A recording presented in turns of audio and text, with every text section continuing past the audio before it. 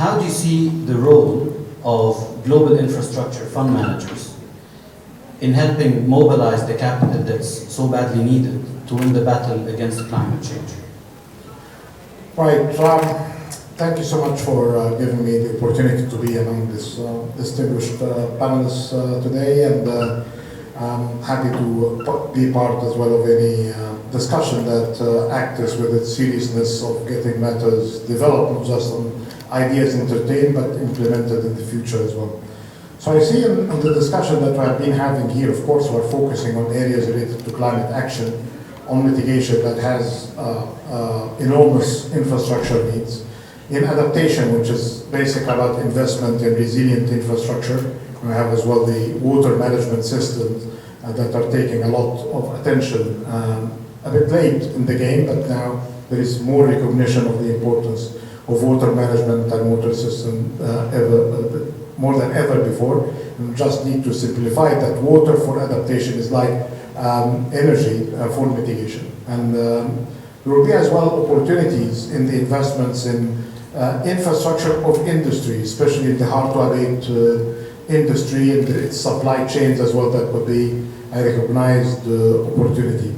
But then there is the new infrastructure that is becoming of great interest, given that we are in the digital era. So while we're very much interested indeed to see transformation in the way that road networks, ports, seaports are developed, and of course these cities that we see growing around us, but at the same time paying attention to the investments in digital transformation with the requirements on their network is very much important to consider. Behind that, these big gaps of funds, I'm not worried about a country like the UAE mobilizing through its own resources what they need to do, especially if there is a public component required.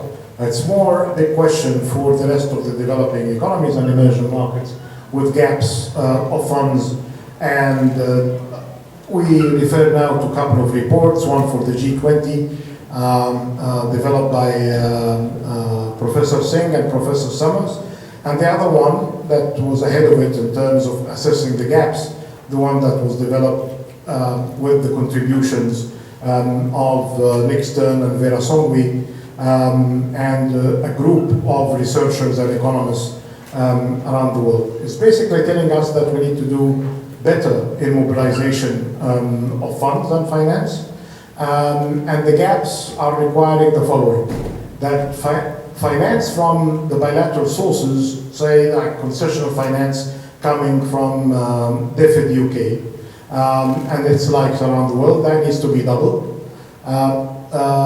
MDBs, the multilateral development banks, need really to have their funding multiplied by a factor of 3 or triple, and then the private sector finance needs to be quadrupled. This is to meet the what they call incremental change for external finance, but that needs to be matched by funding from domestic resources and domestic resource mobilization by no less than $1.4 trillion. This is the funding gap for developing economies and emerging markets, excluding China, assuming again that China can take care of itself. What kind of a model that can really encourage this kind of big transformation? Public-private partnerships, that comes to mind.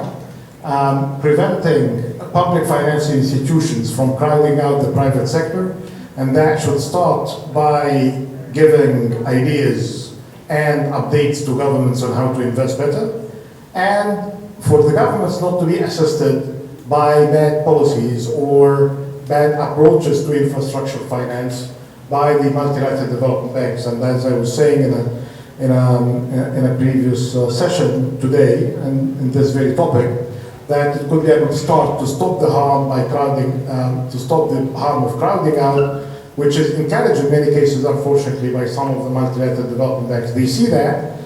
Well, governments are asking, so governments are right, so let's help them. The second, that they see this as a kind of safe area of business with low-hanging fruit. That needs to stop. Thank you. Torben, if I could come next to you. Why is it that Actis is choosing to fose on the You mentioned the financing gap, and Shami said that it's all about the value.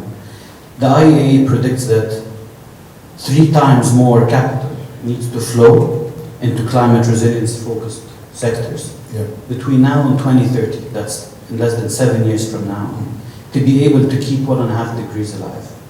It's a monumental challenge in the climate change race against time. How do you see that playing out? Is it achievable? Well, if you see the supply of funds and the assets committed since the meetings similar to these in Glasgow a couple of years ago, and the commitments by the financial sectors, asset owners, asset managers to do more in this area, and the available funds in the global system, one shouldn't really be worried because there are these resources available. There have been a very big question mark about, we have these assets, we have the commitment, but there isn't an opportunity when it comes to that famous issue of concern about bankable and investable projects as opportunities for the investors to put their money. And that got us busy, us meaning the team of the climate champions, supported by the UN regional economic system, supported by a number of the members of the GFANs, the Glasgow Finance Alliance for Net Zero, and the work by BCG, SLK, and many names in this field. Just to say, those who say that there isn't a pipeline of bankable investable projects, we have good answers to them. Actually, we have 420 answers that they are wrong if you are assuming that there is no pipeline. And those who say that there is no money, the money in the system. So what's missing? It's basically something that have been strongly realized recently, issues related to get the supply to meet the demand with great success in having the projects where they should be funded. There's a need for catalytic support. The last mile, the last kilometer, if you are taking that scale, is basically how to get these projects prepared, the kind of method that sometimes being assumed for granted, those who can draft the contract, give you the legal advice, making the safeguards. And now there is some good recognition, including by DOE, $4.5 billion have been announced for Africa to support investments in climate action. 3.5 billion is dedicated to project finance in different ways, with a good mix of loans and equity in this field. But at the same time, 1 billion have been provided to catalytic support.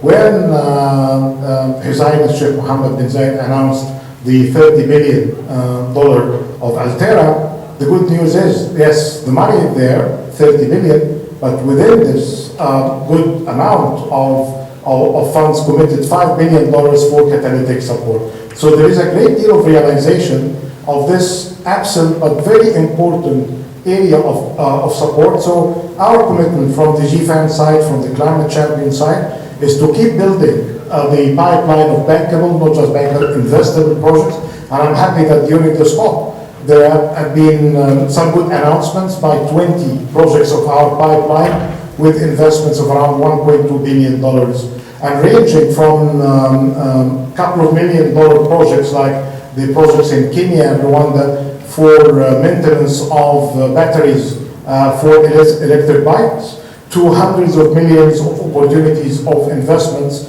in solar plants in Africa. Here it's basically this kind of partnership, and given that the UAE is not just investing within its border, but they have all of these kind of ambitious projects to do more business in Africa and frontier markets, and now in the rest of the world, more than what they have been doing in the past, including that starting with big amount of the 30 billion, aiming for 250 billion, with ambitious plans of leveraging. So I would say the money there, but what is missing in many cases, capacities, and that could really be supported by the catalytic funds, but as well with the capacity development. And there is a good announcement by Bloomberg and by the GFANs and CAT, which is the Climate Action Team of the UN, to provide support in capacity development as a cross-cutting theme, because the capacity not just for the projects and their managers, but perhaps could be as well for regulators and for the policymakers. So you reform as you go as well. So you have this kind of support, not just for the projects, but for the countries hosting these projects, and that would be an area of emphasis, and I'm happy to be part as well of this important initiative. Thank you. Shami, if I can come next to you. A big part of where the capital is needed in the global south. On that note, the loss and damage rate, which was launched in the dying minutes of COP27, has been activated with some initial capital commitments in COP28. Are these commitments enough? How ambitious should we realistically be in targeting financial commitments for that fund to really be able to make it? Right. Well, this is a kind of fund that no country, no business like to use, but it's good to have, given the kind of catastrophes and exposure to changes in climate are pushing our system to be in need of more immediate support. What we had seen in Pakistan just weeks and months before the announcement of the establishment of this fund, when we were in Sharm, and that's with the dynamics as well of demands coming from small islands with heads of state and ministers, and I always quote a minister from Chile that summer for him means fire in forest, and winter means floods. So this is basically the kind of damage on continuous basis that needed to be dealt with. But in order to prevent the need for that, you need to do more on the areas that were just mentioned now, in mitigation and in adaptation. As a last resort fund, it needs to be adequately funded, it needs to be supported as well by better risk management.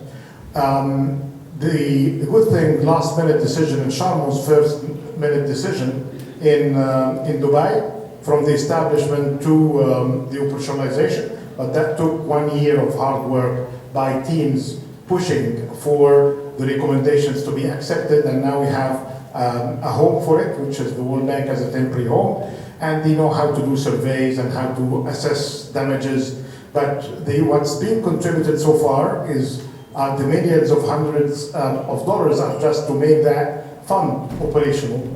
But definitely for dealing with the crisis, they would need additional funds. And that would require, perhaps through Actis, you can lend a hand here by saying, well, these models of intermittent funding and fundraising may not work, and they need, as we know now, the predicted crises, we need to have more predictable flows of funds supported by the work that you're doing. And finally, of all of your intervention, this confirms what I've been seeing of demands for the leaders of business and climate action and sustainability at large. And I keep quoting the good work of Esther Duflo, a Nobel Prize laureate, who reminded us for change to happen, you need the financial technologies, and you refer to them. It's not, more of us are more familiar with the technologies available for mitigation, but there are technologies available as well on the adaptation front, especially in water management. And the other area of work is basically on behavioral change through incentives. So that comes from companies, but more to countries with the regulatory structures and the incentives. But then, of course, for all of that to happen, you need finance. And we need to talk about basic solutions coming from the finance industry before talking about innovative finance. Thank you. We're out of time, but before we bring the session to a close, in 20 seconds from each. There was an emphasis on finance, and last year in Sharm, we emphasized the areas of concern for the global south, for finance to be insufficient, inefficient, and unfair, for reasons that we explained, the reports and the gaps report that I mentioned. But now we're talking about towards better finance, affordable, accessible, and efficient. That will not happen just by the public purse and the treasury's money, and that will require better partnership. So I hope this is the year starting after this COP, the year of finance.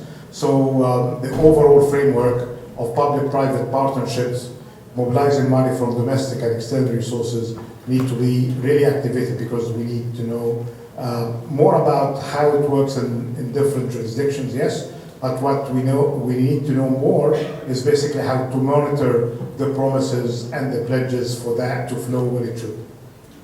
A great list of wishes. Thank you very much for my panelists, and again, thank you very much for the government.